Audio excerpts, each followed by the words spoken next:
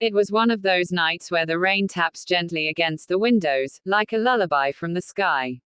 The house was quiet, too quiet. My husband was out of town again, on another one of his urgent business trips. I didn't even ask where this time. Somewhere far enough not to care, I suppose. The silence in our house had grown louder over the years, filling the spaces where laughter used to echo. I lay in bed, curled up under a worn quilt, the kind that still smelled faintly of childhood summers and distant memories. I stared at the ceiling, willing sleep to come. I could hear the faint ticking of the hallway clock and the occasional creak of old wood as the house settled.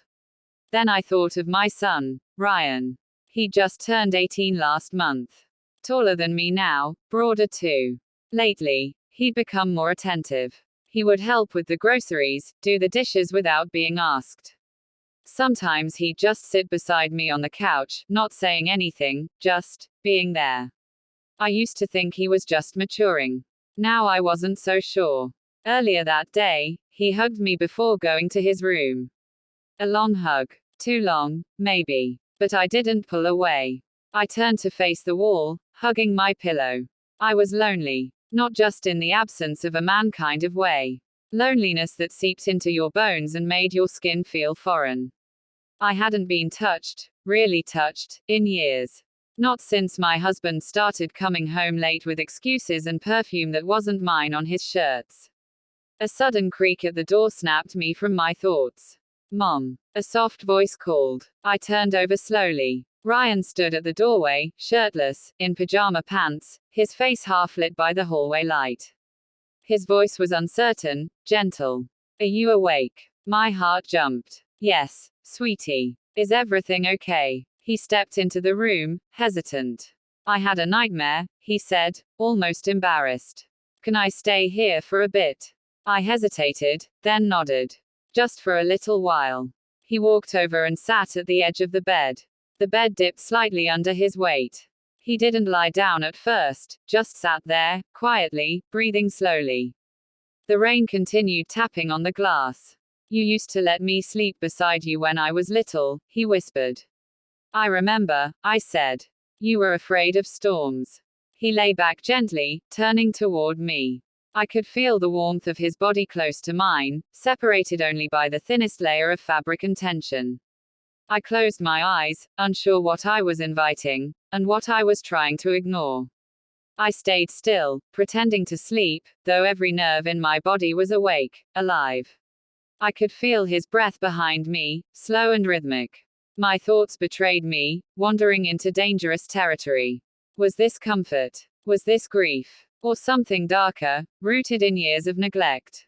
I felt the mattress shift slightly as Ryan moved closer. His arm brushed mine. He didn't pull away. I miss this, he said, barely above a whisper. I swallowed hard. What do you mean? Before Dad started traveling all the time.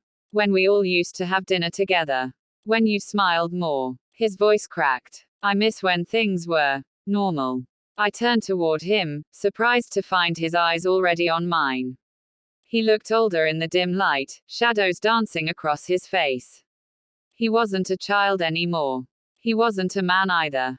He was something in between, something unfamiliar and aching. I miss it too, I said, my voice softer than I intended. A silence hung between us, thick with things neither of us could say. I saw pain in his eyes, real, honest pain. Maybe he was just as lonely as I was. Maybe we both were just looking for warmth in a cold, crumbling house. He reached out and tucked a strand of hair behind my ear. It was a small gesture, innocent perhaps, but my breath caught. My skin hadn't been touched like that in years. I hate seeing you sad, he murmured. I'm not sad, I lied. You are. I hear you cry at night sometimes, he said, eyes downcast. I wish I could make you feel better. I sat up slightly, a lump forming in my throat. You do, Ryan. You help more than you know. His hand lingered on my arm. Not possessive, but present. I didn't move. I couldn't. His touch was familiar yet completely foreign. We don't have to be alone, Mom, he said suddenly, voice trembling. You don't have to be alone. The sentence hit me like a cold wave. My pulse pounded in my ears. I turned away from him, laying back down, back toward him. I didn't say a word. He didn't move. Minutes passed. Or maybe hours. Eventually, I felt his arm slowly reach across my waist. Light. Hesitant. Not claiming. Just there. Comforting. Protective. I didn't push it away. And in the darkness, with the rain outside and the walls closing in, I felt a strange peace. One I didn't want to name. I woke to sunlight bleeding through the blinds and the soft weight of an arm still draped over my side. For a moment, I let myself believe it was my husband, some remnant of a distant past. But the arm was too lean. The skin too warm. The breathing too calm. Reality returned like a cold slap. Ryan. My eyes flew open. My heart raced. I stayed frozen, unsure if he was still asleep or pretending like I was. His hand stirred slightly against my waist, and I tensed. Not because of what he was doing, but because of what I had allowed. Or worse, what I had needed. I slipped out from under the covers carefully, trying not to wake him. My feet touched the cold floor, grounding me. I pulled on a robe and walked into the bathroom, shutting the door behind me. My reflection stared back at me in the mirror. Disheveled hair. Red eyes. A trace of warmth on my cheek. I splashed water on my face, hoping to wash away the fog of the night.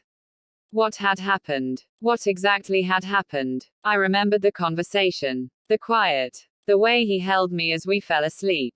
But beyond that, everything blurred.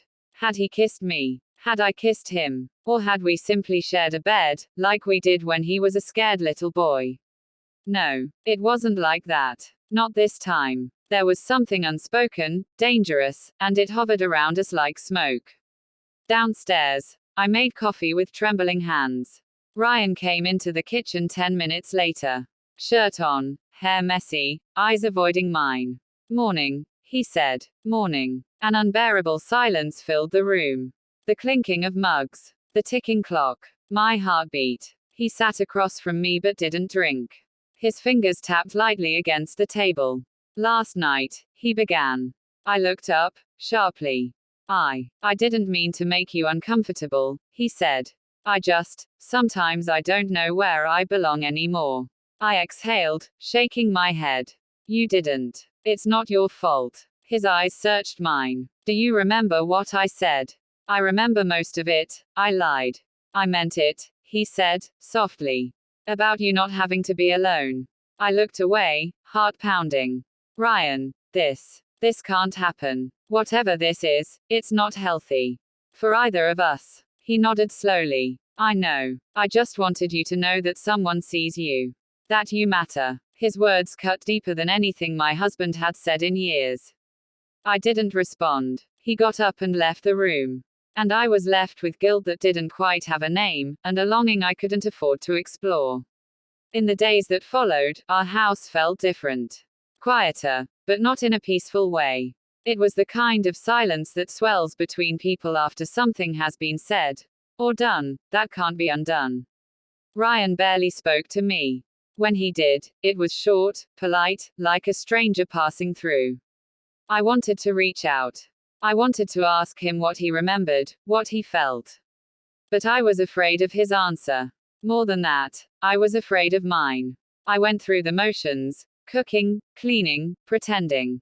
I even smiled at my reflection sometimes, trying to practice the lie. But every time I passed his bedroom door, my heart sank a little deeper into something I couldn't define.